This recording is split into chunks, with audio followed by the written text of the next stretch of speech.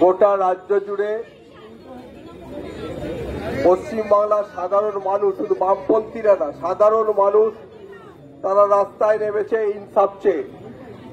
গত কয়েক বছর ধরেই ইনসাফের দাবিতে আমাদের লড়াই চলছে, কিন্তু সন্দেশখালী যা দেখিয়ে দিয়েছে সেই ইনসাফকে কিভাবে আদায় করতে হয়, কিভাবে লড়াই করতে হয়, সেই সন্দেশখালী সন্দেশ দিয়ে দিয়েছে গোটা রাজ্যের মানুষকে। আমরা দেখছি পশ্চিমবাংলায় আজকে যা রাজত্ব চলছে, চোর, ছাচ্চোর, ডাকাত, গুন্ডা, মস্তান, তারা গলা বাজিয়ে মাথা উঁচু করে তারা সমাজে বিচরণ করছে। তারা হচ্ছে কর্তা ব্যক্তি, তাদেরকে মদত দিচ্ছে পুলিশ প্রশাসন।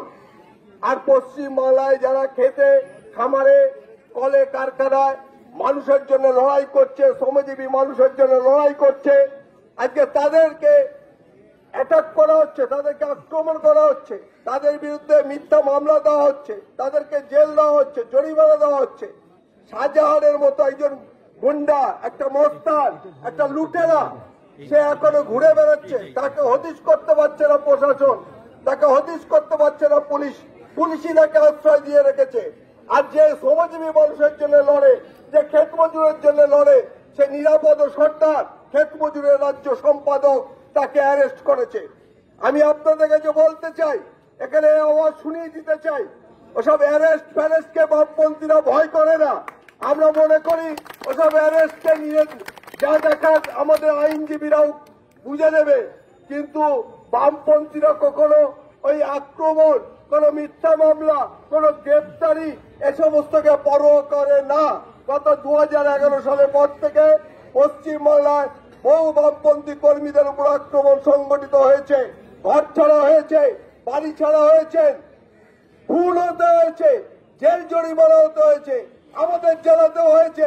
কিন্তু তারপরেও পশ্চিমবাংলায় বামপন্থীদের লড়াই, আন্দোলন, সংগ্রাম গতি পেয়েছে। লাল ঝান্ডাকে কেউ দমাতে পারেনি। পশ্চিমবাংলায় যেখানে অন্যায় হবে, ভারতবর্ষে যেখানে অন্যায় হবে, দুনিয়াতে যেখানে অন্যায় হবে, অবিচার হবে, লুট হবে, যতই পুলিশের চোখ রাঙানি থাকুক, যতই মুখ্যমন্ত্রী চোখ রাঙানি থাকুক, এক মুহূর্তের জন্য লাল ঝান্ডাকে থামাতে পারবে না। লাল ঝান্ডা এগিয়ে যাবে। আমি আপনাদের কাছে বলতে চাই, এ লড়াই শুধু আজকের জন্য, এই প্রতীকী লড়াই নয়, এ লড়াই আমাদের চলবে। এ লড়াই ধারাবাহিকভাবে আমাদের চালাতে হবে।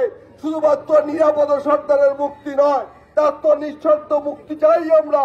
তার সাথে সাথে শাহজাহানকে যতদিন না গ্রেপ্তার করা হয়, দৃষ্টান্তমূলক শাস্তি দেওয়া হয়, আর শাহজাহানকে যারা কলকাঠি লড়ায়, সেই উপরের নেতারা, তাদের বিরুদ্ধে যতদিন না ব্যবস্থা গ্রহণ করা হয়, আমাদের লড়াই চলবে। সে লড়াইতে আপনারা সকলে থাকবেন। শুধু আপনারা থাকবেন না, ছাত্র, যুব, মহিলা সহ সাধারণ মানুষকে লড়াইয়ে থাকতে হবে।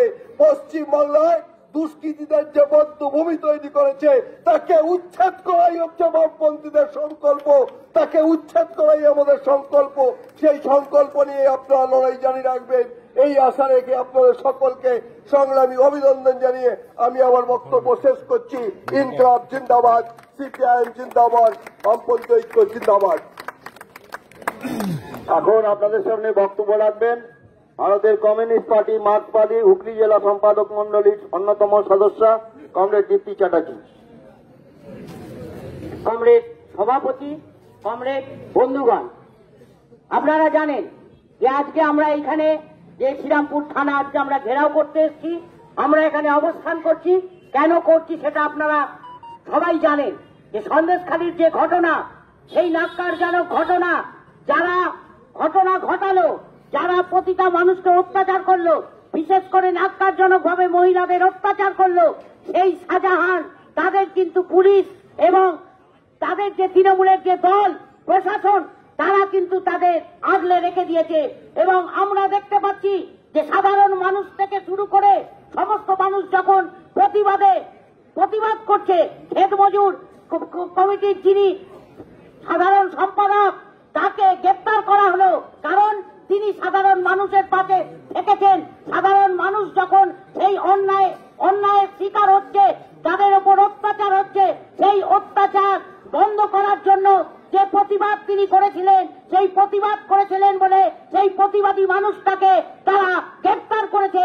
আমরা মানুষ, তাকে আমরা নিঃস্বার্থ আমরা চাইছি যে তাকে নিঃস্বার্থভাবে তাকে ছেড়ে দেওয়া হোক, এবং যে শেখ শাহজাহান যে আজকে সেখানে সমস্ত সন্দেশখালিতে যিনি আজকে সমগ্র সন্দেশে সন্ত্রাস করে রেখে দিয়েছেন, ঘটাচ্ছেন, সেই শাহজাহানের আমরা